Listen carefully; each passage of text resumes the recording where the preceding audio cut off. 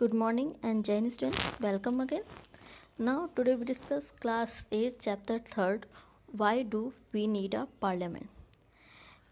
In this video we discuss about why should people decide and people and their representatives.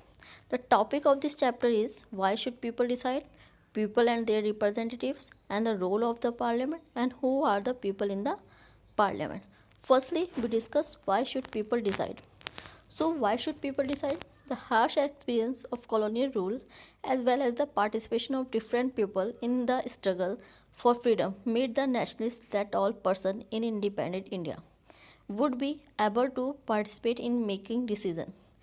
इतने लंबे struggle के बाद इतने ज़्यादा हार्श एक्सपीरियंस बिकॉज हमने 150 ईयर से अबव हमने ब्रिटिश गवर्नमेंट के रूल को सहा था और इस इतने कड़े संघर्ष के बाद हमें आज़ादी मिली थी और इस स्ट्रगल में ओनली कोई इंडिविजुअली नहीं शामिल था, जितने भी लोग थे चाहे वो किसी भी रिलीजन से, जेंडर से, किसी भी कम्युनिटी से बिलोंग करते थे, किसी भी कास्ट से थे, सब ने एक साथ मिलकर आज़ादी की लड़ाई लड़ी थी. And thus to fulfill the dreams and aspiration of the freedom struggle after the constitution of independent India that laid down the principle of universal adult franchise and that all adult citizens of the country have the right to vote. और जब हमने freedom के लिए अपनी जो लड़ाई लड़ी थी उसमें हमने डिसाइड करा था कि जब भी इंडिया को आज़ादी मिलेगी तब हम सब किसी तरह का डिस्क्रिमिनेशन एक दूसरे के साथ नहीं करेंगे, एक साथ मिलके डिसीजन मेकिंग होगा, एक साथ मिलके सब रूल करेंगे, पब्लिक का रूल होगा. और इस ड्रीम को पूरा करते हुए 15 अगस्त 1947 को हमें आखिरकार आज़ादी मिल गई, फ्रीडम मिल गई. तब हम इंडियन कॉन्स्टिट्यूशन में हम लोगों ने डिसाइड करा कि हमारे यहाँ जो गवर्नमेंट होगी, हमारे जो लीडर्स थे उन्होंने डिसाइड करा हमारी जो गवर्नमेंट होगी वो डेमोक्रेटिक गवर्नमेंट होगी. मीन्स जितनी भी पब्लिक होगी वो अपने रूलर्स को खुद चूज़ करेगी. और इसी रीज़न से हमने यूनिवर्सल एडल्ट फ्रेंचाइज को अडॉप्ट किया. Universal adult franchise means country के जितने भी एडल्ट होंगे जिनकी एज 18 ईयर्स मीन्स 18 ईयर्स से अबव या 18 ईयर्स होगी उन सबको वोटिंग का राइट दिया जाएगा. आफ्टर इंडिपेंडेंट इसकी एज 21 थी, बाद में इसको रिड्यूस करके 18 ईयर्स कर दिया गया. मीन्स किसी को भी कास्ट के बेस पे, क्रीड के बेस पे या जेंडर के बेस पे डिस्क्रिमिनेट नहीं करा जाएगा, सबको इक्वल वोटिंग राइट दिया जाएगा. So people and their representative, the decision of people that creates a democratic government and decide about its functioning. फिर हमने क्या डिसाइड किया, जो हमारी गवर्नमेंट होगी जैसे बताया डेमोक्रेटिक गवर्नमेंट होगी और ये इसी के अकॉर्डिंग वर्क करेगी. Means for the people, of the people, by the people. Means लोगों के लिए, लोगों के द्वारा चुनी हुई जो गवर्नमेंट होगी, of the people, for the people, by the people, वो ही उनको गवर्न करेगी.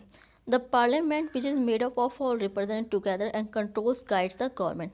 और पार्लियामेंट में मीन्स जितने भी हमारे एमपीज़ होंगे यानी मेंबर ऑफ पार्लियामेंट होंगे वो एक साथ मिलके कंट्री को कंट्रोल और गाइड करेंगे, गवर्नमेंट को कंट्रोल और गाइड करेंगे.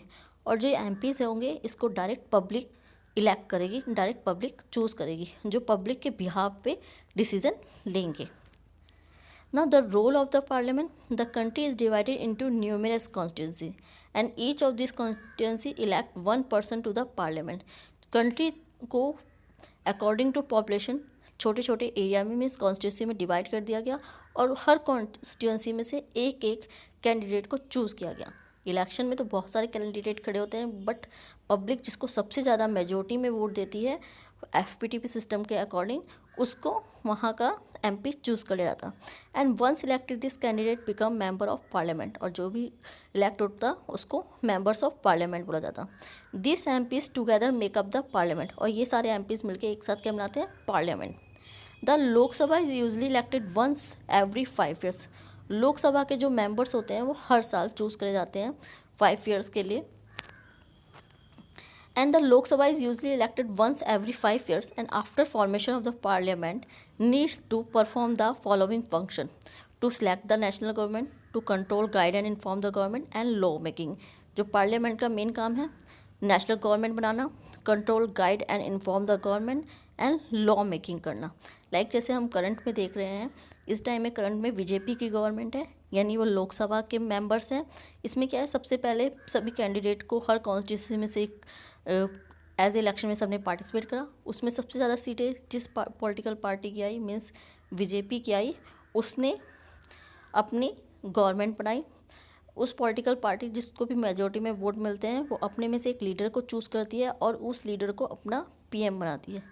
और वो पीएम प्रेसिडेंट के साथ कंसल्ट करके, बातचीत करके, डिस्कस करके कुछ मेंबर को चूज़ करता है अपनी पार्टी में से, जिनको कैबिनेट मिनिस्टर बोला जाता है। ठीक है, और ये कैबिनेट मिनिस्टर और प्राइम मिनिस्टर मिलके गवर्नमेंट बनाते हैं। जो अदर पार्टीज होती हैं जिनको कम वोट मिलते हैं वो ओपोजिशन पार्टी कहलाती है।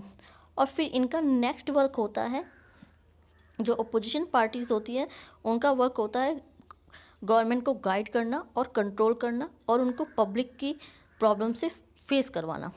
और नेक्स्ट गवर्नमेंट का वर्क होता है लॉ मेकिंग करना और उसको लागू करना।